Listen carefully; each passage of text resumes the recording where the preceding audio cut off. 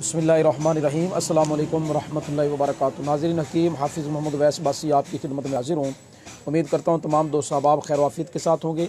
दोस्तों, एक शिकायत जो छोटे बच्चों की तरफ से हमें पहुँचती है घर में या स्कूल में, बाज़ औक़ात बच्चे खेलते हैं और मट्टी में खेलते रहते हैं तो सर में जो है जुएँ पड़ जाती है। ये आपने सुना होगा अक्सर।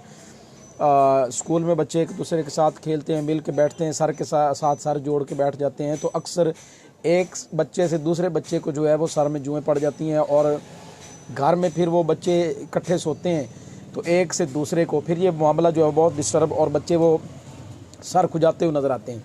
तो इसके लिए मैं एक छोटा सा टोटका बता रहा हूँ, आप इंशाल्लाह ताला याद रखेंगे, इसको इस्तेमाल करेंगे। बड़ा आसान, सादा सा, लेकिन बड़ा इफ़ेक्टिव होगा इंशाल्लाह, बड़ा ज़बरदस्त काम करेगा। ये शैम्पू लगाने से, इस तरह की मुख्तलिफ़ किस्म की दवाइयाँ इस्तेमाल करने से बड़ा ये बेहतरीन होगा इंशाल्लाह ताला। इससे सर की जुएँ जो हैं वो ख़त्म हो जाएंगी। बड़ा आसान है।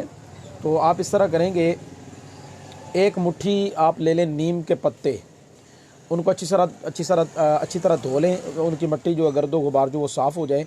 उसके बाद आपको 1 किलो पानी में ना उसको अच्छी तरह उबाल लें।